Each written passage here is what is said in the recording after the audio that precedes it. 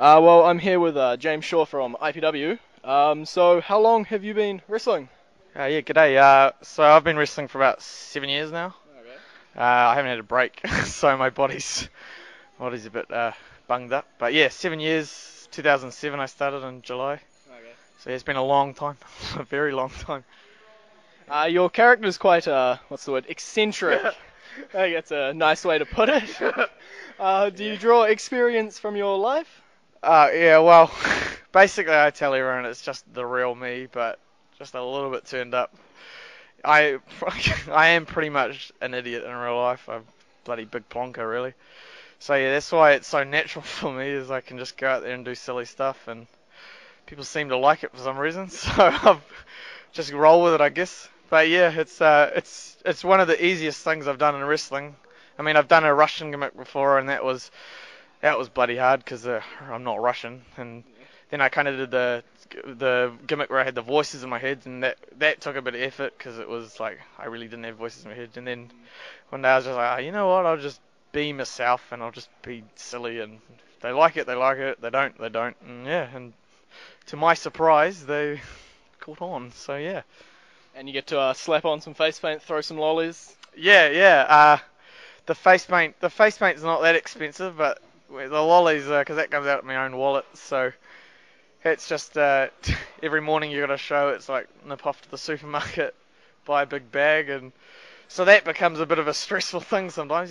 Because I know if I don't throw the lollies, they're not going to cheer me. That's basically the truth. I'm sure they'll still cheer But yeah, so that's always a bit of fun. Coming out looking like a bloody Indian warrior, and then heffing gum at kids and hoping not to hurt them. So yeah. I'm pretty sure Aunt Lolly Scramble's like outlawed here. Yeah. Well, Make I sure cops don't see it. I could be putting anything in those lollies, but yeah. So they've got a lot of trust in me. But yeah, I know one day I'm gonna bloody have an angry parent come back and you hit my son in the face with a piece of gum. Apologise. I'm sorry. But yeah.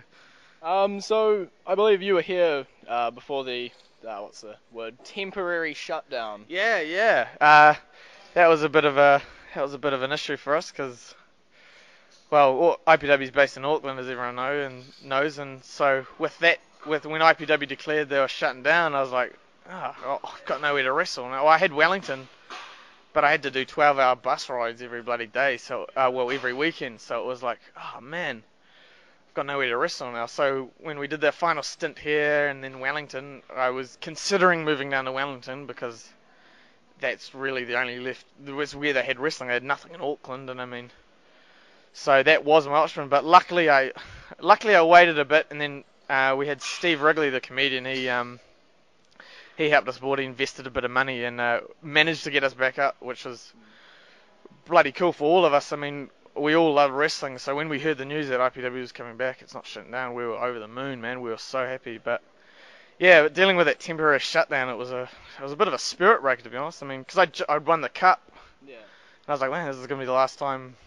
I mean, it was an honour to be the last Armageddon Cup champion, what it seemed at the time. I was still sad because, I mean, there's guys like Mason Daniels and Johnny Idol and stuff, all these like up-and-comers who rightfully so deserve it more than me, and so the fact that they didn't have the chance to get it another time, that was a bit sad. I mean, everyone wants it in the end. It's such a cool thing to have that I won the Armageddon Cup tournament. Like, that's such a cool thing to say. And people ask you, what do you do in the weekend? I beat 4 other men to win a cup, and here it is. So it was pretty cool doing it. But yeah, so when we came back, it was awesome. Okay. More chance for everyone else to. You've also, I believe, tagged with Johnny Idol. Yeah, that was very fun.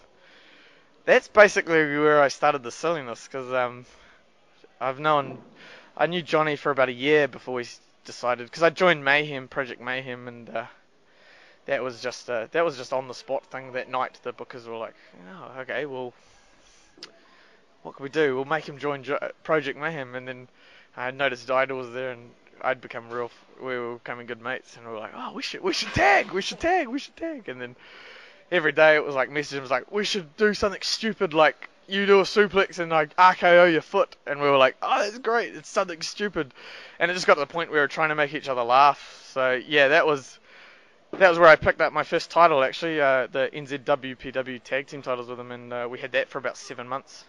So yeah, that was a huge honour. I mean, winning your first, I didn't really win it, I just got given it really, but having your first title, that was a huge, so thanks to him really. I mean, I picked up that tag title, and that kind of started my winning streak with titles a bit. Okay. But yeah. I think, thinking back to me a couple of years ago, I think it was Armageddon 2012 here. I quite fondly remember you coming out, your purple gear, your pink cardi, your glasses on, you got the title, and your sister pushing the table. Pushing the thing. trolley, yeah. That was that was a very different part of time of my life. Yeah, that was pretty much in between the idol, tagging with idol and stuff, and that was I pretty much had a, like, funnest times of my lives doing that. I mean, because where else can you do that nonsense? And yeah, and it just got to the point where you're trying to make others laugh, and you're just trying to make the boys in the back laugh, and that's making everyone else in the crowd laugh, and you can make yourself look like an idiot, and it's bloody fantastic, man. And I enjoyed doing it, hinting at the fact that I was gay and stuff like that, and it just got so over, and yeah, it was so awesome. It was bloody great, to be honest, if I simply put. Yeah, and it pulled Olivia into it as well. Yeah, that was it was actually 2012 here at Armageddon, where she made her debut. So she's been wrestling for about 2 years now. She couldn't make it this weekend, unfortunately, but she's another talent, man. She's picked it up faster than I ever have. I mean, she's just amazing at what she does. I mean, it took me a good 5 years to start even getting grips of wrestling. It took her about a month or something, and she was saying things, and I was like, oh, that's right. Oh, that's amazing. But yeah, she debuted here. It was her and I versus Liam Fury and Evie. And that was a real fun match, man. I was just so proud of her. I mean, because she got in that ring and she debuted for something that I thought never would happen. I mean, my sister's in the ring with me tagging, and when I started wrestling, she didn't even bloody watch it. And so I guess I've dragged her into it now. She's part of wrestling now. That's her life. So yeah, she's full of talent, man. She'll be IPW Women's Champion. Good 2 years, a year, probably maybe tomorrow. Yeah, who knows, man? She's got the talent for it. Yeah. And she got to be a cat. Yeah, she that's another case where the gimmick's not far from the real person. We at one point in our life we had about 3 cats, I think, in our house, and yeah, she just loves them. And her first obsession was cows. I don't know where that. Yeah. So, but yeah, she's playing that real way. It gives her something to work off, man, and she's doing all the cat clawing and the scratching in the ring and stuff. She's really found her niche now. She's gotten to that point where she doesn't even need me now. She can just go off and do her own thing, and you watch it and you're like, oh, that's good, man. So yeah. Like I think it was last year up here, Armageddon again. Her moonsault. Yeah, her moonsault, man. Bloody hell. It's one of the most impressive ones I've seen. Yeah, I mean, I do the moonsault, but it's real cruddy. It goes off to the side. But when Olivia does that moonsault, man, holy crap! It's the thing is, I've never seen her do a moonsault. When we were young, we had a tramp. She never did backflip. Okay. I don't know where she learnt that. She just picked it out of nowhere. Yeah, so she was doing that. I think she's won a few matches with that too. She became number 1 contender from that move. I mean, she gets so much height and so much bloody torque, turn. So good, man. It's so cool to watch. Do we see your title future? Oh yeah, definitely, man. I'm pretty much on a run at the moment. I think I've only lost twice this year. I mean, it's bloody. I can see it. It's gonna happen. If you're a smart man, you put money on it, and it's not arrogance. That's just because I know I've been working my ass off. I've got people like Travis Banks helping me out. I've got people like Johnny Idol. I've got people like Liam. They're all helping me out. Aaron Henry, Jacob Cross. They're a bit iffy because they're investment, but yeah, from time to time I'll get a message from them going blah blah blah because I think deep down they want to see me as champ, but Daniel Brunel's got a bloody Vince from them, and I mean they're pretty vicious guys. But yeah, if you're a smart man, put money on it, man, because that's all I've been thinking about this year. It's all I think about. I'm training bloody 5 times a week for it. It's all I'm thinking about. Yeah. So yeah, put money on it. Okay. And give me the money afterwards. Yeah. So we've seen Travis go over to America. Yeah. Is that a goal? Oh, definitely, man. I mean, I'm going overseas in June. Hold on, wait. June. Next month on the 14th for my first time wrestling over there for PWA, Pro Wrestling Australia. Oh, yeah. That's based in Sydney. That's a huge thing because Olivia went over last year and she's like, "Oh, you gotta go, man." And I was like, "Yeah, you know what? It's time to." She's surpassing you in the international. Yeah, she at the moment she's got a bloody head start. I mean, she's leagues ahead of me at the moment.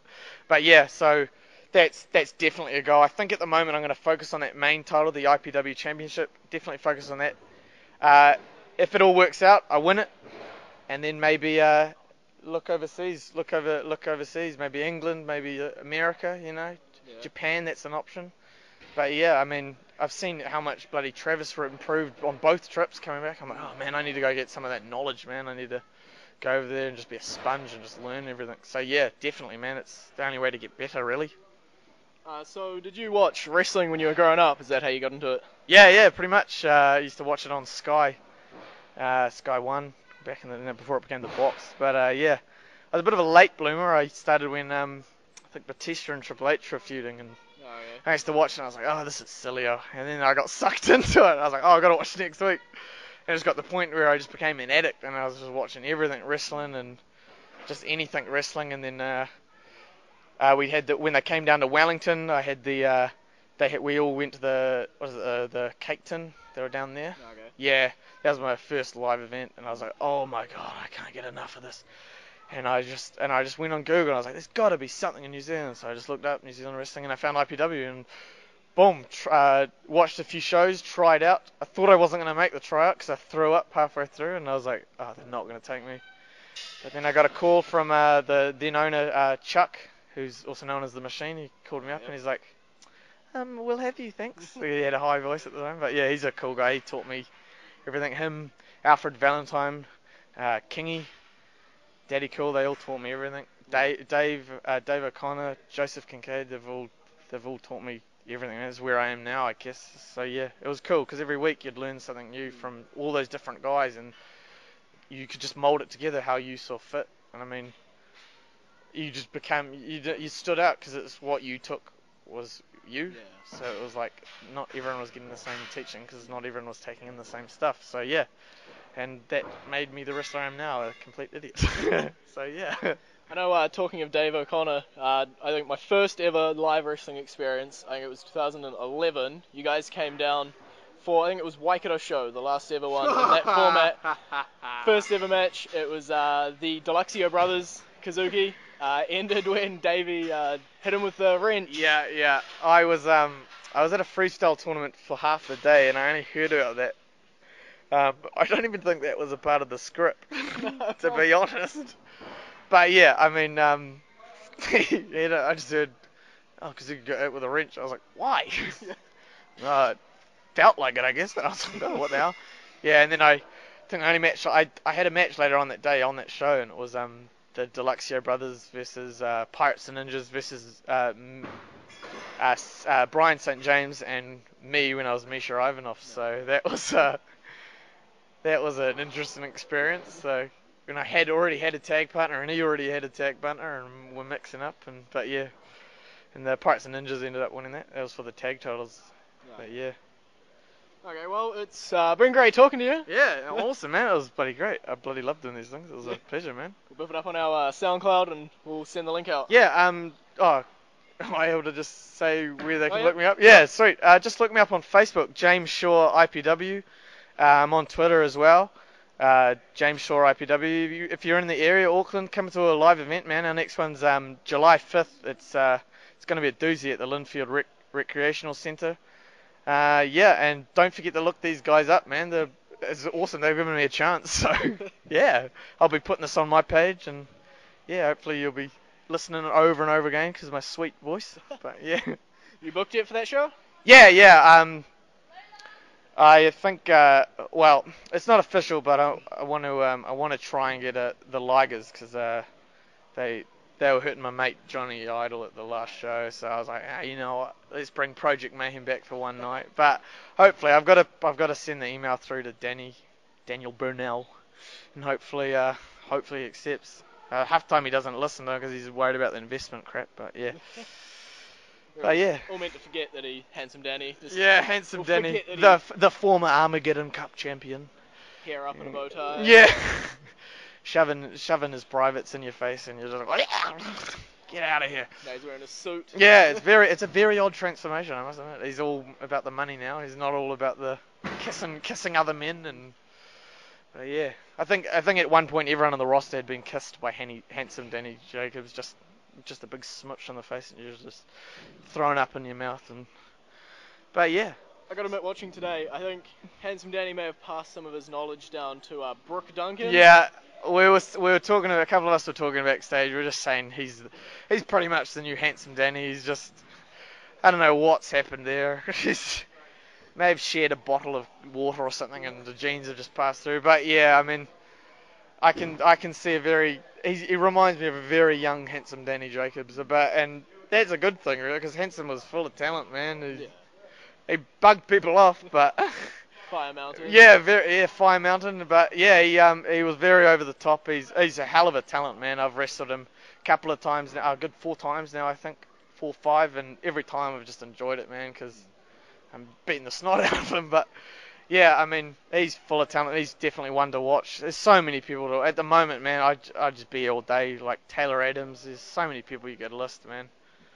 Just everyone's an up and comer because they're just being trained so well and they've just got the right attitude, and it's real cool for New Zealand wrestling, man. We've got a bright future. Pat Shusk's another one. Yeah. Should we look out for Tough and Scoove maybe rising up in the ranks? Who are those guys? I've never been in that morph suit. No.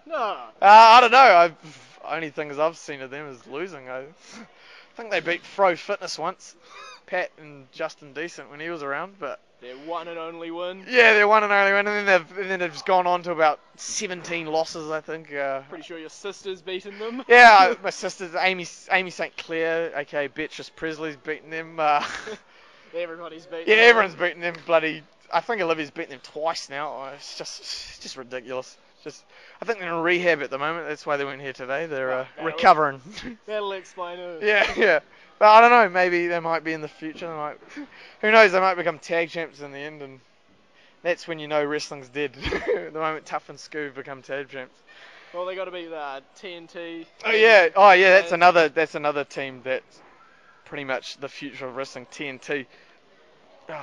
Nothing but good words about them. I mean, Little T, he's been wrestling longer than me, but TK Cooper, man, he's full of talent. He's just amazing, man. But yeah, I can't imagine Tough and Scoove beating those two guys in the near future. I don't know, unless maybe investment came out and helped them. I don't know why the investment would help Tough and Scoove though. But they've already got the agents of shame. Yeah, they got the agents. They wouldn't need Tough and Scoove to join. Imagine them in bloody suits. I want to see that. We might do in the future. Yeah. Maybe bring them a couple of suits and they can wear it out to the ring they'll look like idiots, but they already are idiots. Yeah. They're already in morph suits. So yeah. Just put another suit on over time. Knowing them, they'd probably put it on inside out. Probably do some scoop slam and tear the bloody jacket and then be distracted by that and just get beaten for the 100th time or something. Yeah. But that's probably a team I wouldn't say is the future of New Zealand wrestling. Tough and Scoove, they can jog on. But yeah. Oh, who's gonna go inside it? Just between me and you, who's in the suits? I don't know. Changes half the time. I've seen so many people inside them, but I'm pretty sure if I pulled a sneaky once, looked in the back scene. I think it was you and Aaron Henry. Oh yeah. I can't confirm that. Cannot confirm or deny. Yeah. That I was in that suit at one point or time. Yeah, I'm pretty sure because everyone's about the same height here, so you can guarantee pretty much anyone or anything has been in that suit. And you sort of forget your time in the suit. Yeah, I think everyone's drawing the short straw at one point, but I can't confirm who is it officially and all that. But yeah. Fair enough. Okay, well. I don't know how we came to talk about Tough and Scoop. I mean, we've got all these other good wrestlers and we're talking about Tough and Scoop. But yeah, shout outs to you, Tough and Scoop. But yeah. Pretty sure we won't see Pat in the suits. I don't think his fro would fit. No, I don't think. He's too good for that. He's full of talent, that guy. Yeah, you're right. I think his fro would kind of, I don't know, kind of make it look like he's wearing a bloody mushroom on his head. If I ever see him coming out and there's like a poof at the Yeah, top, you know. I know. That's Pat. That's Pat. That's definitely Pat. But yeah, it's crazy to think that two guys in morph suits wrestle in New Zealand wrestling. I mean, they've been all over the bloody country, but yeah. I guess it's the way to pull out a few more talents. Yeah, yeah. Make a few more matches. It's always good when you're pulling double duty on that night, but yeah. What about you weren't in the suits? Oh, So you didn't pull double. Can't confirm or deny. You may have pulled double duty. May have not. Many may or may nots here. Yeah. When it comes to Tough and Scoove. Oh. Yeah. Well, I'll leave you to it, man. Thank you very much. Has. Yeah, that was awesome. All right, mate. Tough and Scoove don't have a website, by the way, so don't bother looking them up. Not on Twitter, not on Facebook, don't have an Instagram. So yeah, other than that, just look up IPW on Facebook if you can. We've got a new website, www.com.